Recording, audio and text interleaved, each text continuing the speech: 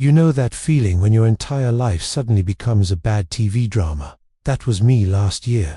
I'm Mike, 42 years old, just a regular construction manager from Springfield. Nothing special about me. I work hard, come home tired, and for 15 years, I thought I had a solid marriage with Sarah. We met in community college. She was studying nursing. I was figuring out construction management.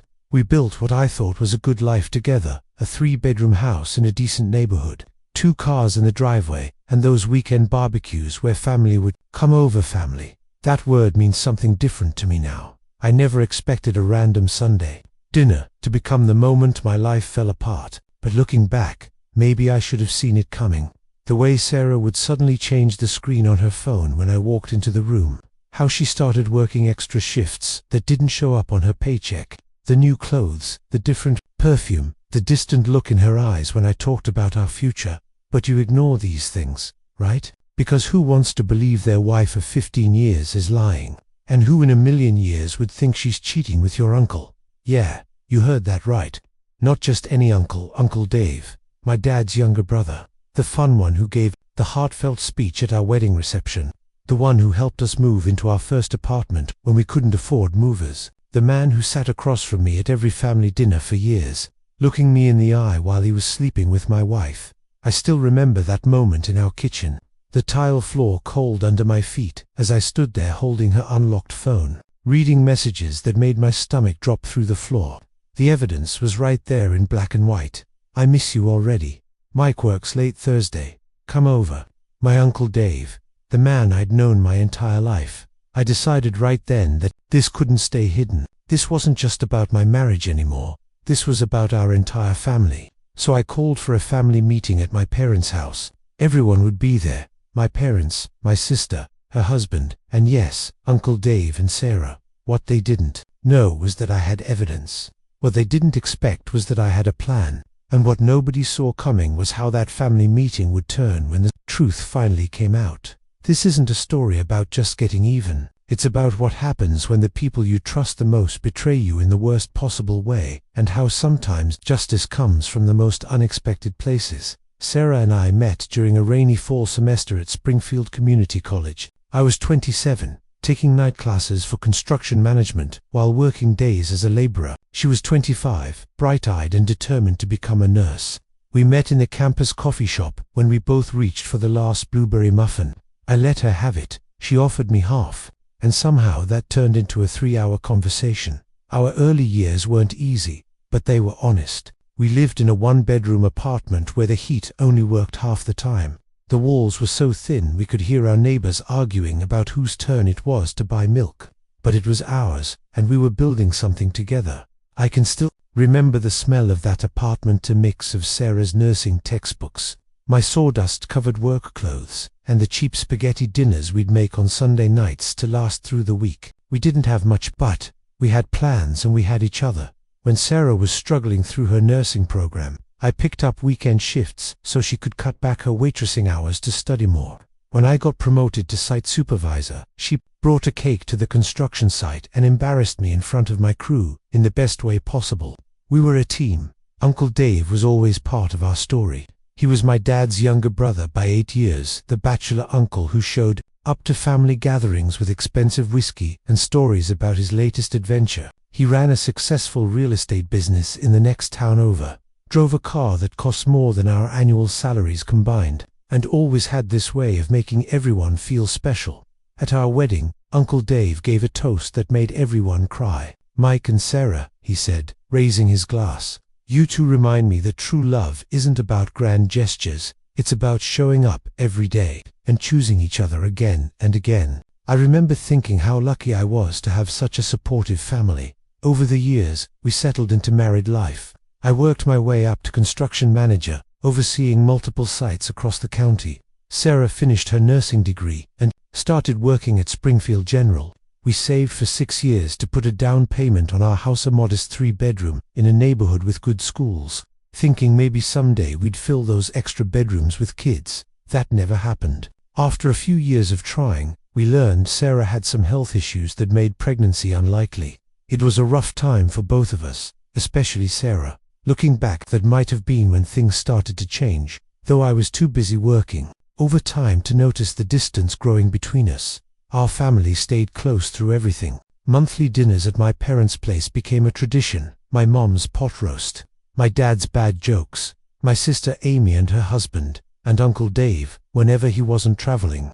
These gatherings anchored us through job changes, health scares, and the regular ups and downs of life. Then, about 18 months ago, Uncle Dave's life took a turn. His wife of 5 years, Melissa, left him for her yoga instructor.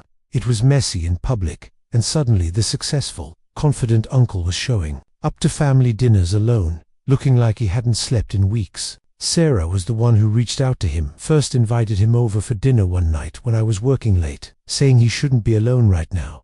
I thought nothing of it. Sarah had always been compassionate. It's what makes her a good nurse, and Uncle Dave was family. He'd helped us move into our first apartment, loaned us money when my truck broke down before payday, and always remembered our anniversary with a nice bottle of wine. Why wouldn't we help him through a rough patch? Over the next few months, Uncle Dave became a regular at our house. Sometimes I'd come home and find them laughing at the kitchen table, coffee mugs in hand.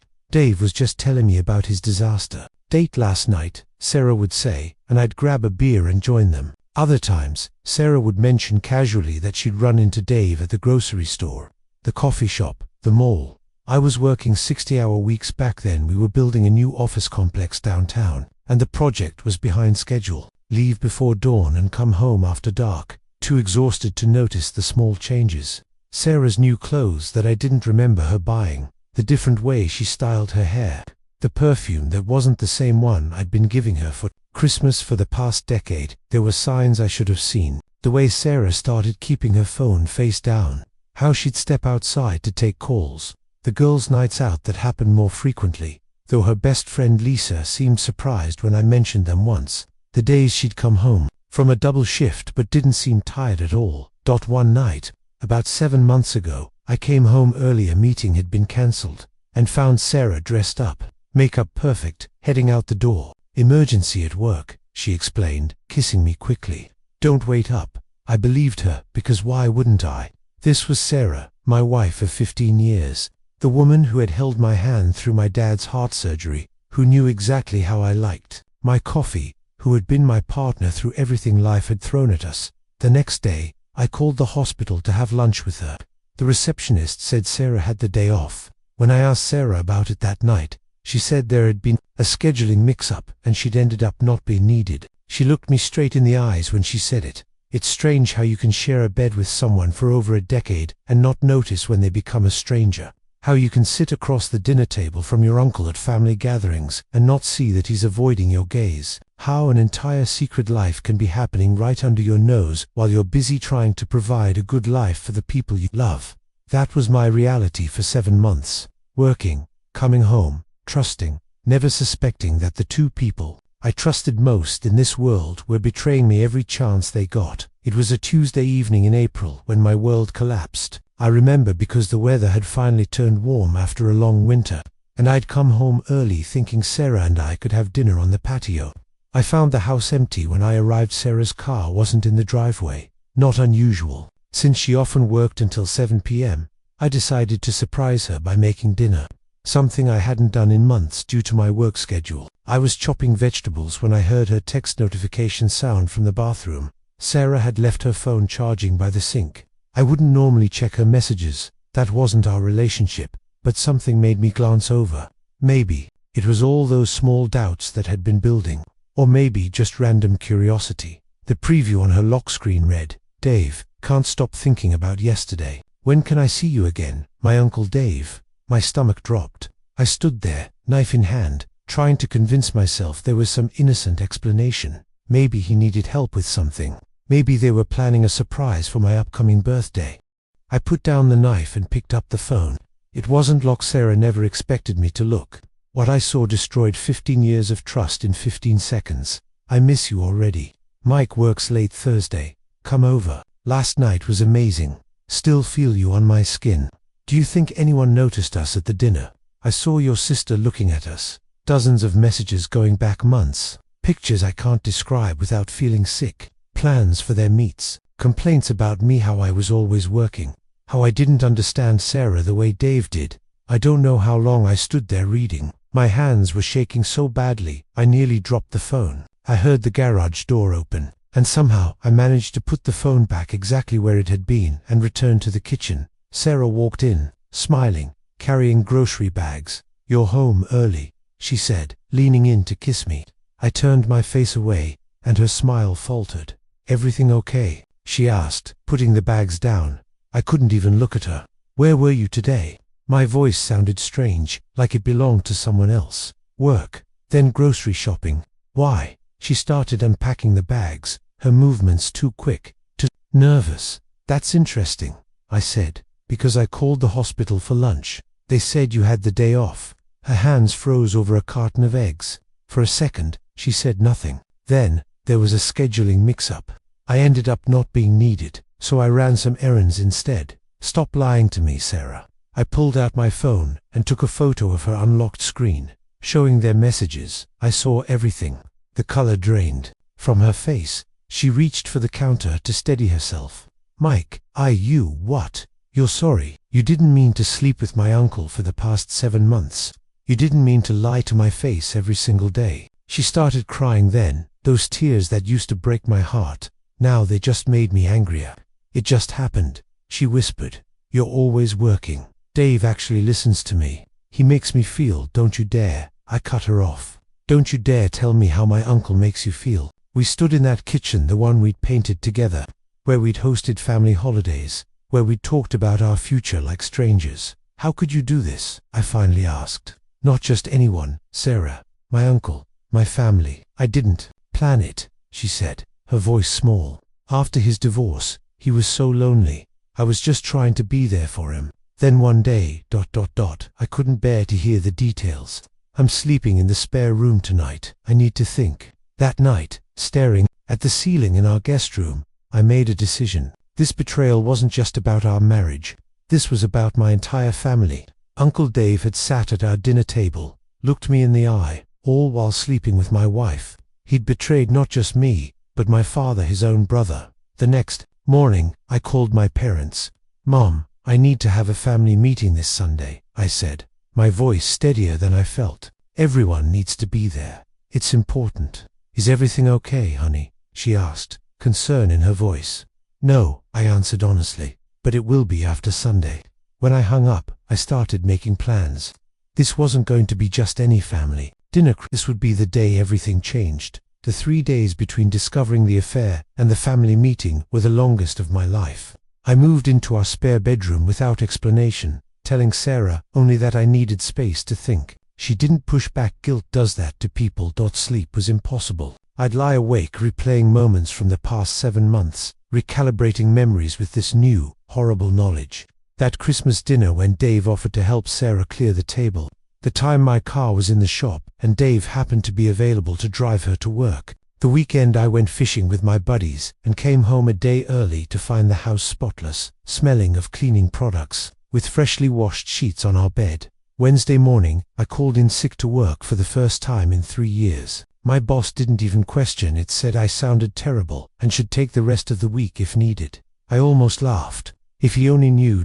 By noon, I was sitting in Tom's garage. Tom's been my best friend since high school. We've built decks together, changed each other's oil, stood as best men at each other's weddings. His divorce 2 years ago had been messy. His ex cheated too, though not with family. "Jesus, Mike," he said, after I told him everything. He handed me a beer even though it wasn't even 1 p.m. "Your uncle. That's next level messed up. What do I do?" I asked, feeling more lost than I'd ever been. Tom took a long swig of his beer. "What do you want to happen?"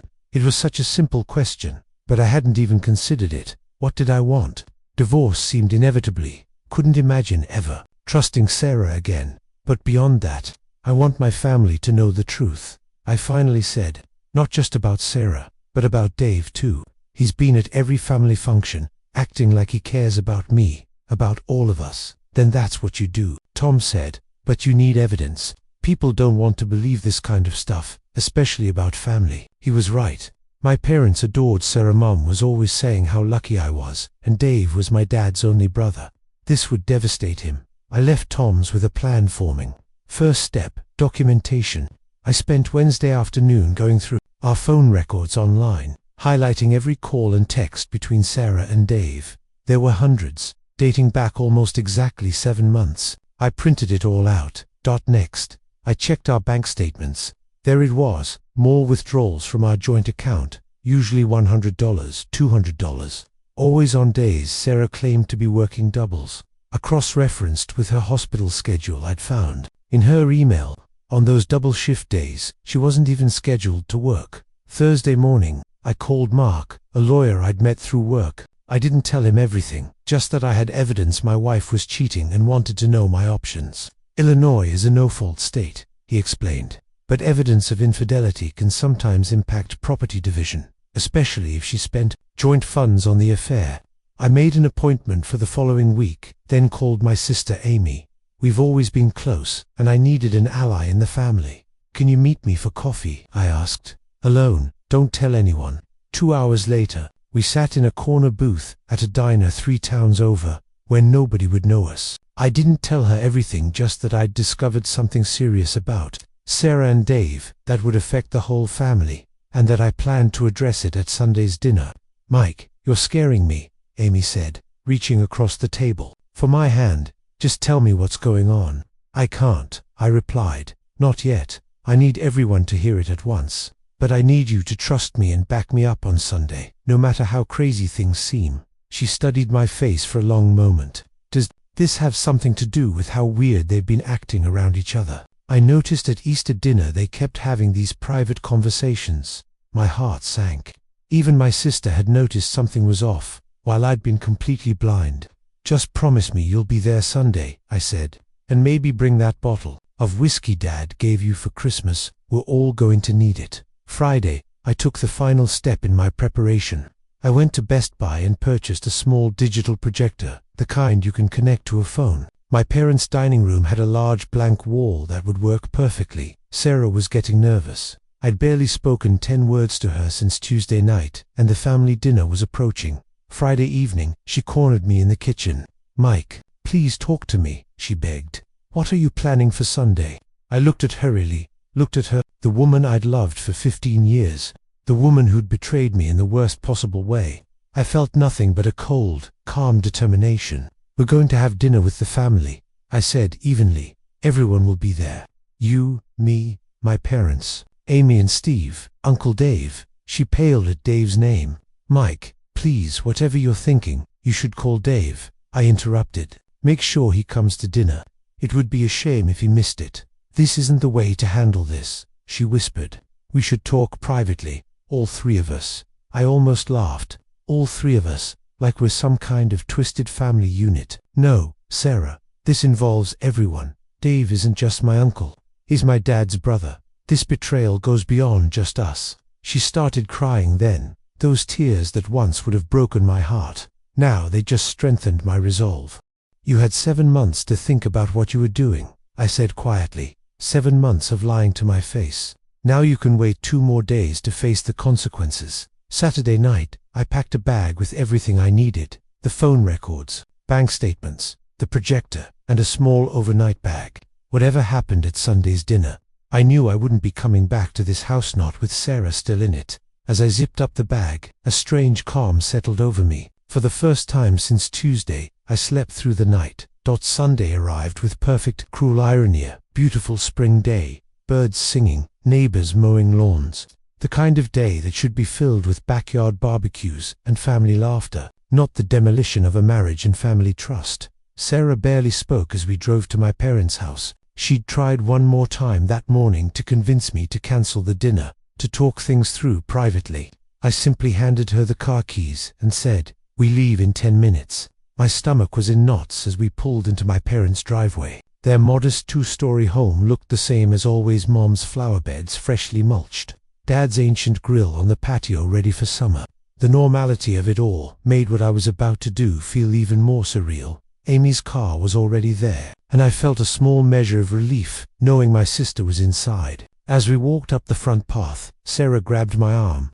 "Please don't do this," she whispered, her eyes red-rimmed. "Think about your parents." "I am thinking about them," I replied, gently removing her hand. They deserve the truth. Mom greeted us at the door with her usual enthusiasm, pulling Sarah into a hug. There's my favorite daughter-in-law. I made your favorite apple pie for dessert. I caught Amy's eye over Mum's shoulder. She gave me a small nod. She was ready to back me up.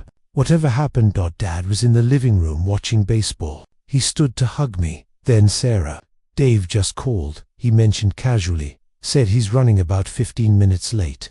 Something about traffic. Sarah's face went pale. I wondered if she'd warned him, if they'd coordinated some kind of defense. It didn't matter. The evidence spoke for itself. While Mum finished dinner preparations, I quietly set up the projector on the dining room sideboard, positioning it to project onto the empty wall. I connected my phone, but kept the projector off. Amy watched me with concerned eyes but didn't ask questions. The doorbell rang at 5:45. Uncle. Dave's voice boomed through the entryway, the same confident, charismatic voice I'd known all my life. Sorry, I'm late. Brought wine to make up for it. I stepped into the hallway. Dave froze when he saw me, his smile faltering for just a second before he recovered. Mike, good to see you, buddy. He moved in for our usual bear hug. I stepped back, avoiding his embrace. Confusion flashed across his face, quickly replaced with understanding. He knew. Sarah had warned him. Dinner's ready. Mum called from the kitchen, breaking the tension. Everyone wash up. The meal was excruciating. Mum chatted about neighborhood gossip. Dad talked baseball. Amy and her husband Steve maintained polite conversation. Sarah pushed food around her plate, barely eating. Dave drank too much wine and laughed too loudly at Dad's jokes. I sat silently, waiting after the main course. As Mum stood to clear plates before bringing out dessert, I spoke up. Before dessert, there's something I need to share with everyone. My voice was steadier than I expected. Could we all stay at the table for a few minutes? Mum looked surprised but sat back down. Of course, honey. Is everything okay? I stood up, walked to the sideboard, and turned on the projector. My phone screen illuminated the dining room wall. Mike. Sarah started, but I held up my hand. For the past 7 months, I began. My wife Sarah has been having an affair with Uncle Dave. The silence was absolute. Mum's hand flew to her mouth. Dad's face went slack with shock. Amy reached for Steve's hand under the table. Dave stared at his wine glass. Sarah looked down at her lap. That's a serious accusation. Dad finally said, his voice strained. Are you sure about this, Mike? I am. I swiped on my phone, projecting the phone records onto the wall. Hundreds of calls and texts, highlighted in yellow. These are our phone records. Sarah and Dave have been in contact almost every day, often when I was at work. I swiped again, showing bank statements. These withdrawals from our joint account coincide with days Sarah claimed to be working double shifts. She wasn't scheduled at the hospital on any of these days. The room remained silent as I continued. Through my evidence, with each new slide, the undeniable truth settled over the room like a heavy blanket. Finally, I pulled up the text messages I'd photographed from Sarah's phone. I paused before displaying them. Some of these are explicit, I warned. I'm not showing them to humiliate anyone, but because I need everyone to understand this wasn't a misunderstanding or a one-time mistake. The messages appeared on the wall, large enough for everyone to read. Mom gasped. Dad's face hardened into something I'd never seen before. Is this true? Dad asked, looking not at me, but at Dave. Uncle Dave finally looked up. His face flushed with either shame or anger, maybe both. This is a private matter between Mike and Sarah. We shouldn't be airing dirty laundry in front of the whole family. Private. My voice rose. You're my father's brother. You've been at every birthday, every Christmas, every family event my entire life. You gave a speech at my wedding. This isn't private. This is a betrayal of our entire family. That's when something unexpected happened. Dad slowly stood up, his chair scraping against the hardwood floor. At 68, he wasn't the imposing figure of my childhood, but in that moment, he seemed to grow taller. David, he said, using my uncle's full name, something I'd rarely heard. Is what Mike is showing us true? Uncle Dave shifted uncomfortably. Jim, it's complicated. No, Dad interrupted, his voice dangerously quiet. It's actually very simple. Did you sleep with my son's wife? The room held its breath. Sarah was openly crying now. Amy had moved to stand behind me, her hand on my shoulder. Yes, Dave finally admitted, unable to meet Dad's eyes. But you don't understand. What happened next shocked everyone. My quiet, conflict-avoiding father walked around the table, stood directly in front of his younger brother, and said words I'll never forget. I've suspected something was wrong for months. The way you looked at her, the excuses to be alone together. I told myself I was imagining things because I couldn't believe my own brother would do this to my son. Dave tried to stand. Jim, you are no longer welcome in this house, Dad continued, his voice breaking slightly, or at any family gathering. As far as I'm concerned, I don't have a brother anymore. The silence that followed was broken by my cousin Rachel, Dave's daughter, who had been so quiet I'd almost forgotten she was there. Dad, how could you? She whispered. I saw you with her at Riverfront Park last month. You said she was helping you shop for my birthday present. Dave's face crumpled as his own daughter turned against him. He looked around the table, finding no allies, and slowly stood up. I think I should go, he said quietly. That's the first decent thing you've said all night, Dad replied, pointing to the door. The front door closed behind Uncle Dave with a quiet click that somehow echoed through the house. For several long moments, nobody moved or spoke. The evidence still projected on the dining room wall cast an eerie blue glow across the stunned faces of my family. Mum was the first to break the silence. She stood up, walked round the table, and wrapped her arms around me in a fierce hug. I'm so sorry, Mike, she whispered, so sorry. I felt her tears on my shoulder as I hugged her back. Sarah sat frozen in her chair, looking smaller than I'd ever seen her. When Mum finally released me, Sarah spoke, her voice barely audible. I should go too, she said, reaching for her purse. No, it was Dad who spoke. You're not leaving until Mike gets to say everything he needs to say. You owe him that much. I looked at my father with gratitude. In all my planning, I hadn't anticipated his unwavering support would feel this essential. I've already filed the initial paperwork, I said, addressing Sarah directly. Mark Jennings is handling my divorce. Filing you'll be served this week. Her head snapped up. Divorce, Mike. Can't we at least try counseling? 7 months doesn't erase 15 years. It does for me, I replied, surprised by how calm I felt. I'm not interested in trying to rebuild something with someone who could lie to my face every day for over half a year. Amy stood up.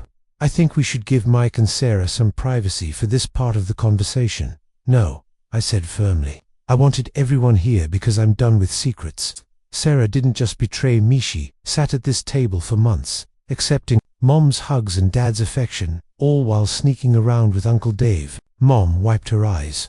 I just don't understand how this happened. Dave is your uncle, Sarah. He watched you walk down the aisle. Sarah stared at her hands.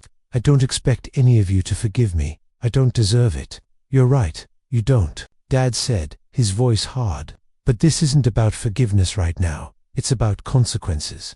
The next hour unfolded like a business meeting, with none of the shouting or drama you might expect. I outlined the terms I wanted for our divorce. I would keep the house since I had paid the down payment with an inheritance from my grandmother. Sarah would take her personal belongings and the newer of our 2 cars. We had no children to consider, thankfully, and our savings would be divided according to contribution. That's less than I'm entitled to, Sarah said quietly when I finished. It's more than you deserve, Amy interjected.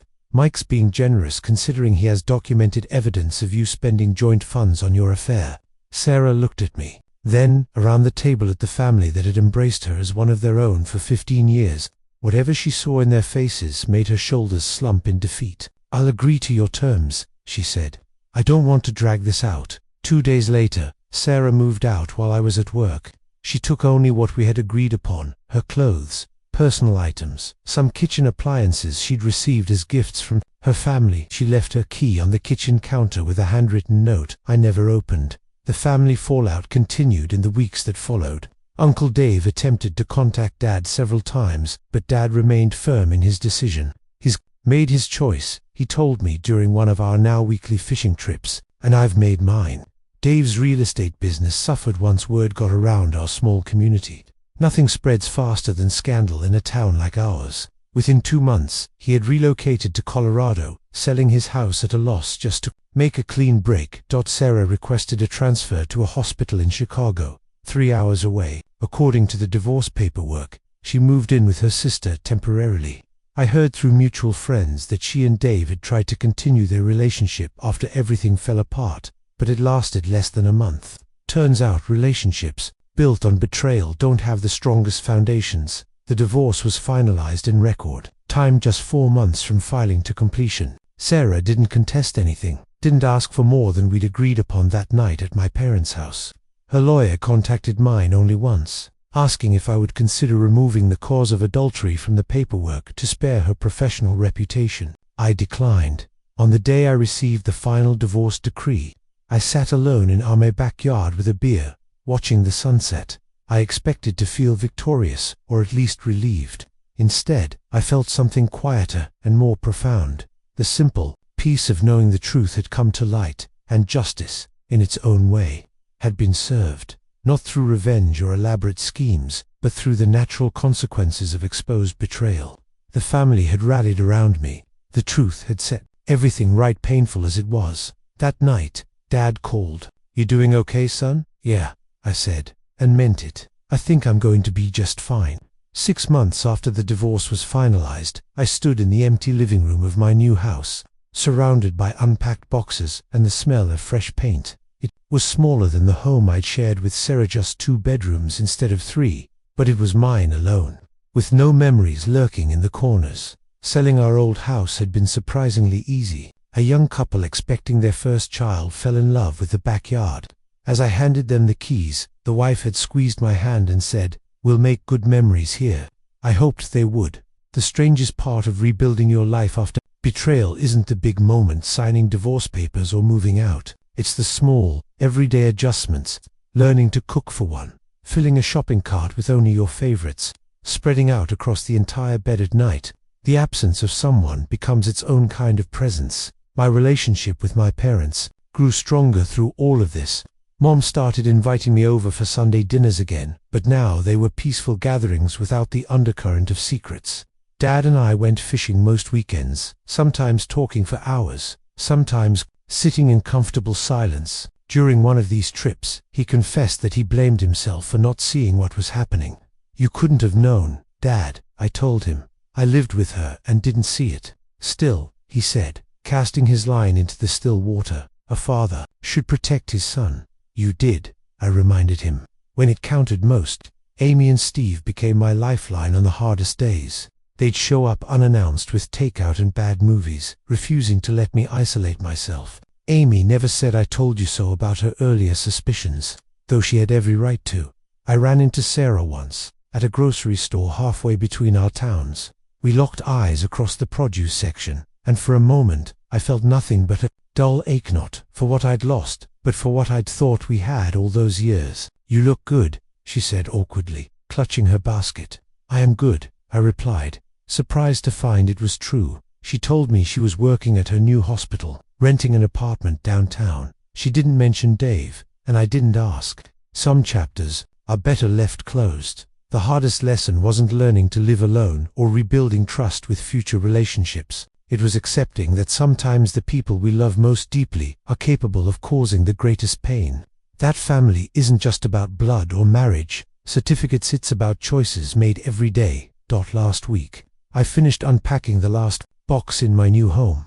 Inside was a photo album Mum had put together, pictures of me growing up, family vacations, graduations. She'd carefully removed any images with Sarah or Uncle Dave, replacing them with new memories we'd made in the past year. On the inside cover, she'd written, "Family is who stands beside you when the truth comes out." I placed the album on my new bookshelf and stepped back to look around. The house was finally taking shape, my fishing gear by the door, a new grill on the patio, plans for a workshop in the garage. It wasn't the life I had planned, but maybe it was the one I was meant to have all along. Sometimes the greatest act of self-respect isn't getting even with those who hurt you, it's moving forward without them, building something new from the broken pieces. That family meeting didn't just turn, it transformed all of us, and in the end, that transformation became my most unexpected victory.